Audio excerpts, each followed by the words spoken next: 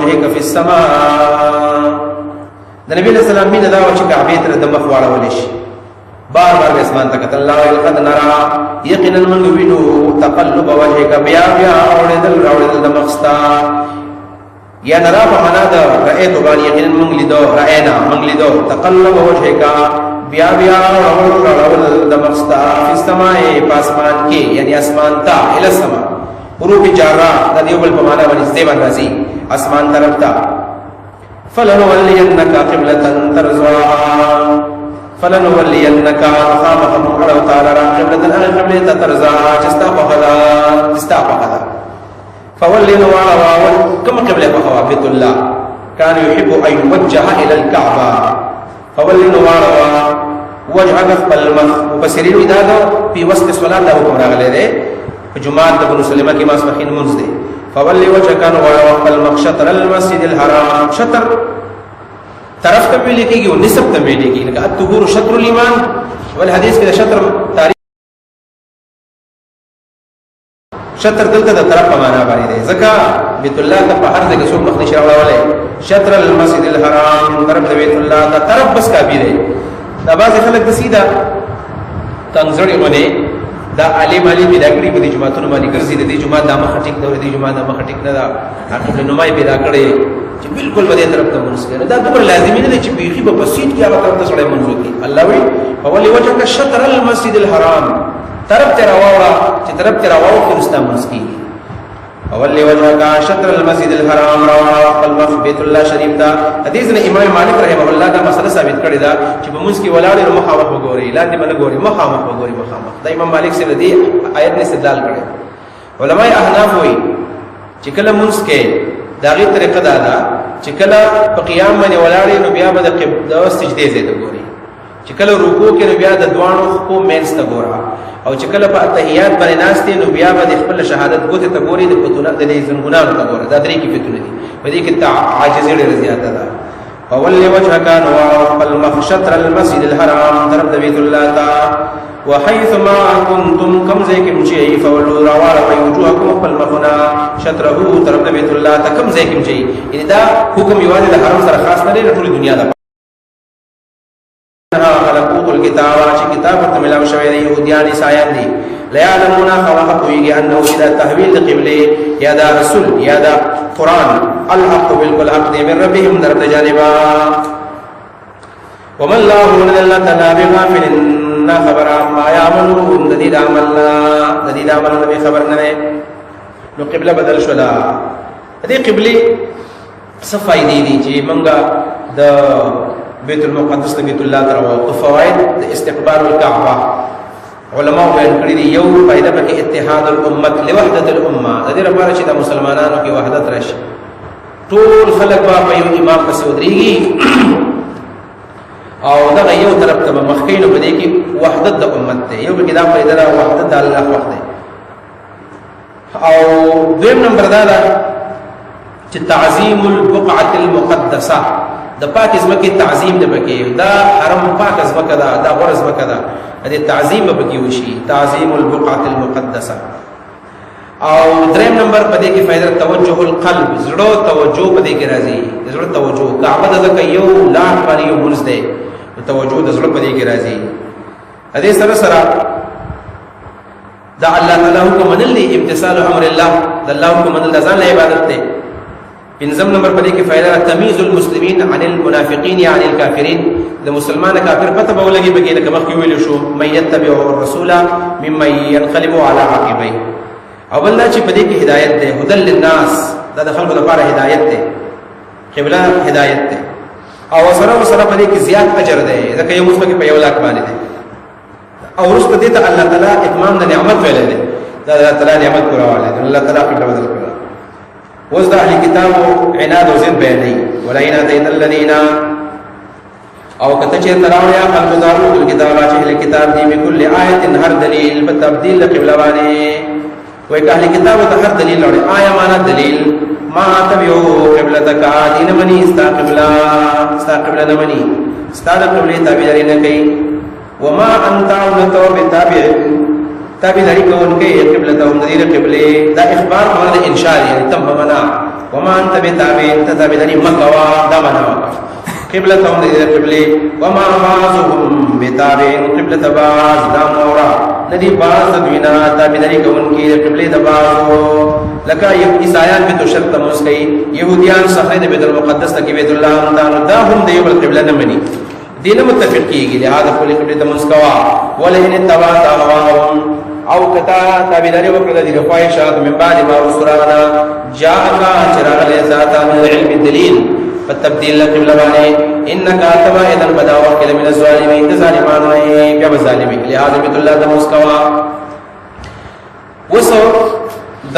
قبله په تحویل او د رسول الله په تصدیق باندې یو نقلی دلیل د اهل کتاب پیش کړي چې عبد الله بن سلام دی الله یا الذين آتيناهم الكتاب او کسان چې موږ له کتاب ورکړی دی يعرفونه بجردا هو چاته راځي درې زمایر درې مرجګانی نمبر 1 يعرفونه بجري تحويل القبلة دویم يعرفون القرآن دریم يعرفون الرسول پیغمبر پیجنی الله قرآن پیجنی او تحویل القبلة پیجنی دریم ولا یو معنا بیا دسی پیجنی کما يعرفون ابناءهم لك څنګه خپل ځامن پیجنی دلته مفسرین خبر لیکلی دا چې کما يعرفون ابناءهم لك څنګه ځامن پیجنی دسی اویل چې کما يعرفون ابناءهم او کما يعرفون انفسهم ونوایو حالانکه ځان د زوی نه ډیر نږدې دی دا غي جواب دا دی چې د زامنو د امینه دا د ځان د بین ډیر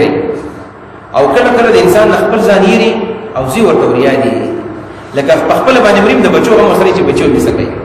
او که بچی باندې سخت تر د بچو غو سره دی نو بچو غو سره ډیر زیات دی دیم دا چې خپل لکه د خو پټیم کې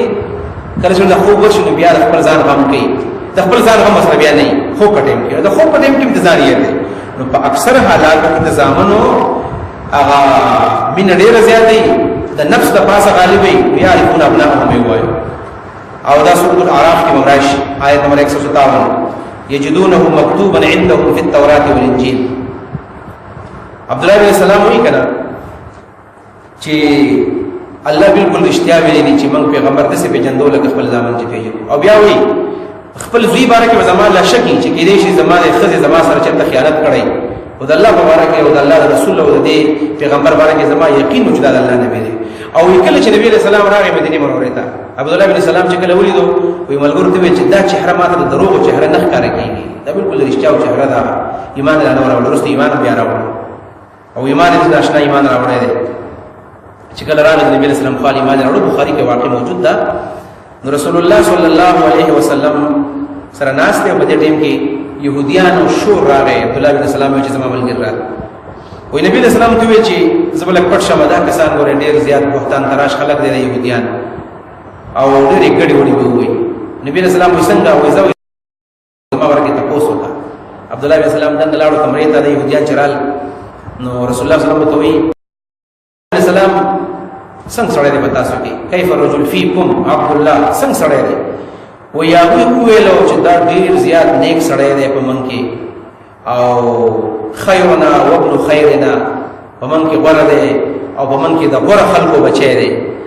نو نبی رسول الله دوی سم خیال لکه عبد الله بن سلام ایمان راوړي بیا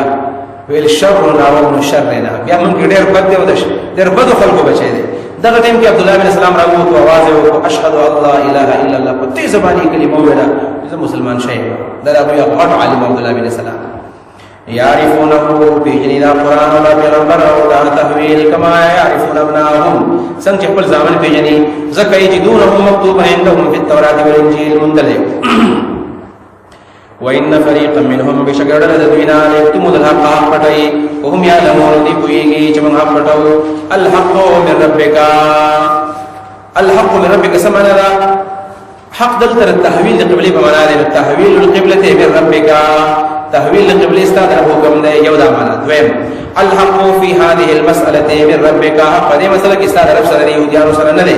یا الحق ما نزل من ربك حق دې استاد رب طرف راغلی دی فلا تكونن مكيكه من الممترين تشكون هنا أعوذ بالله من الشيطان الرجيم بسم الله الرحمن الرحيم ولكل وجهة هو موليها فاستبقوا الخيرات أينما تكونوا يأتي بكم الله جميعا إن الله على كل شيء قدير ومن حيث خرجت فول وجهك شطر المسجد الحرام وإنه للحق من ربك وما الله بغافل عما تعملون ومن حيث خرجت فول وجهك شطر المسجد الحرام وحيث ما كنتم فولوا وجوهكم شطره لئلا يكون للناس عليكم حجة إلا الذين ظلموا منهم فلا تخشوهم واخشوني ولأتم نعمتي عليكم ولعلكم تهتدون ولكل وجهة هو موليها قبلہ بدل شولا ولی بدل شولا زک اللہ وی ہر چا دے پارے او طرف عبادت کی ورته پوری لكل منا لكل رجل دار سڑی دا پارا یا لكل امت دار امت دا پارا یا لكل من المؤمنین واليهود والنصارى دار چا دا پارا وجهتن فمانا جهتن معنی او طرف دے توجہ ہوا مولیها هو مولیها دا هو زبریا اللہ تعالی دے هو چدا اللہ مولیها اگے طرف دار علم کے دے دویم نمبر هو دی سڑی تراجے دے مولیها مانا بزو هو چدا سڑے مولیها علم کے دے دغه جہت تا سو وجهه اب کی بیا پڑھ رہا ہوا سا هو چدا مولیها علم کے دے قبلہ تا وجهه قلمه لكل وجهه وجهه ویلے کی توجہ طرف تا او دارنگی وجهه دین تے ویلے شوی دے دین تا دار چایو دین دے خدا قبلم زمن دین دے چمنگ ور دبور دا من دین دے فاستبقوا الخيرات فاستبقوا الى الخيرات نیک اعمال او تمکی شی خیرات نو خیرات دنیویہ او اخرویہ دعا خیرات دنیوی سے دی نیک اعمال شرف دے فخر دے پر قبلہ دے ابراہیم علیہ السلام مانے تاسو پر خوشاله شی چې منګ دے ابراہیم علیہ السلام پر قبلہ مانی او خیرات اخرویہ معنا دا چې هغه الله تعالی دې لوی اجر تاسو ته درکړي ځکه یو موږ په اولاد نه پدې کې اينما تكونوا چرته چې تاسو یې یاتبکم الله جميعا راهلی تاسو لره الله ټول بل را جمع کی ان الله بشک الله تعالی على كل شيء قدير برسمه قدرت لرونکي ده اوس دا حکم تاکیدی حکم الله کوي چې خبره په خشي زکه دا مې نسخه الله تعالی په تاکیدات او په قرارات مرات حکم کوي ومن حيث خرجت لكم زين چتوتلي خرجت وتلي ومن حيث لكم زين خرجت چتوتلي فول نواروا وجهك المقشطر المسجد الحرام ترد بيت الله وانه يقينا بيت الله مخرول للحق خبر ثابت من ربك استاد رب جانبا وما الله الا تعالى بغافل خبر عما تعملون مستعصر الله ومن حيث خرجت لكم زين چتوتلي فول نواروا وجهك المقشطر المسجد الحرام تربت بيت الله وحيث ما كنتم كم زيكم شيء فولوا نراوا وجوهكم بالمكنا شطره تربت بيت الله دريس الله خبر وکلا آیت نمبر 149 کی ومن حيث خرجت 50 کی ومن حيث خرجت اور بس وحيث ما كنتم دريس الحكم مشولي یو جواب دار چې دا دریزل ذکر د تکرار د پاره شو تکرار او تکرار کی تاکیدی نو حکم تاکیدی د نسخ اول نمبر دا دویم نمبر جواب علماء دا کړی دی چې ثلاث مرات کی اشاره دیتا چې اول من حيث خرجت آیت نمبر 149 کې دا ابتدائی حکم دی دویم ومن حيث خرجت فول وجهك په دې آیت نمبر 150 کې دا دته وجوب مطلق او چې دا باندې اوس واجب دي اول ابتدائی حکم بیان شو اوس وجوب مطلق معنا چې په تاسو باندې واجب دي خامخا فرض دی باندې او دریم نمبر بیا وجوب مطلق معنا دي تمنګه تعمیم المکان وایو چې کوم ځای کې مته که په دې حرم کې که د حرم نه بهر کې مدینه کې نو اول ابتدائی حکم دویم تعمیم المکان او دریم نمبر سره دا تعمیم الاحوال دی تعمیم الاحوال په هر حال کې که بیماری که په سفر کې که په حضر کې بیت الله ته مخرانه دا دریشو دویم جواب علماء امام رازی رحم الله دا کړی اول حکم د ساکن الحرم د پاره دی کوم چې بیت الله کې اوسي دویم حکم د خارج الحرم د پاره دی او دریم د عامه المسلمین د پاره نو په حرم کې اوسي کې د حرم نه بهر او عام مسلمانې بیت الله ته او بعض علماء پکې ویل دا چې اصل کې حکمتونه درې دي دلته حکم هم درې شوی دی. درې حکمتونه کوم دي؟ یو دا چې الله يكون للناس عليكم حجه، قطع د حجت یو. دویم دا دی ولي اتم نعمتي عليكم، د اتمام نعمت حکم دی. نو د اتمام نعمت چون کې پوره شو دا حکمت دی. او دریم لعلکم تهتدون، بل تاسو په سم لار باندې روان شي. نو دا د هدایت د وجنا درې علتونه دي، درې وجو، درې ځله حکم نور علل لئلا يكون للناس در بارش نشید خلق د بار علیکم پتا سبانی حجت. دا سوق دي، هر سوق چې دي چې حجت د باندې جوړ کی لکه اهل کتاب. دا او په کتابونو کې دا ذکر او چې نبی اخر زمان میں قبله بدلی او کتاب بدل نکړه، هغه به اعتراض کې چې دی پیغمبر کو قبله بدل نکړه. الا الذين ظلموا منهم مگر کسان چې ظلم کړی د دوینا. الا الذين ذا استثناء منقطع ده په معنا ده لكن الذين ظلموا منهم لكن کسان چې ظالمان د دوینا يحتجون بالحجج الباطله دي بنا کار باطل دلایل جوړي. نو هغه کې حساب ومو مشنمنه خروار دا په ځای باندې بریک دوا. دا عنادیان اهل کتاب دي، عنادیان مشرکان دي. نو کته ورته سم خبره وکي به نه مني، دا بریک دوا. فلا تخشوهم دا من ما يريغا، فلا تخشوهم دا من ما يريغا، وخشوني زمان ويريغا، یعنی زمان بمومنا. بل فائدہ دا دولی اتم نعمتی قبله می زکه بدل کلا چې حجت پاتې نشي. دویم له اتم نعمتی بل دا چې پورا کوم نعمت علیکم پتا سبحانه ولعلکم تهتدون بل دې پر تاسو په هدایت باندې شي. کما ارسلنا فیکم رسولا دا دې اتم مسره ولګوا دا غي سم متعلق دی.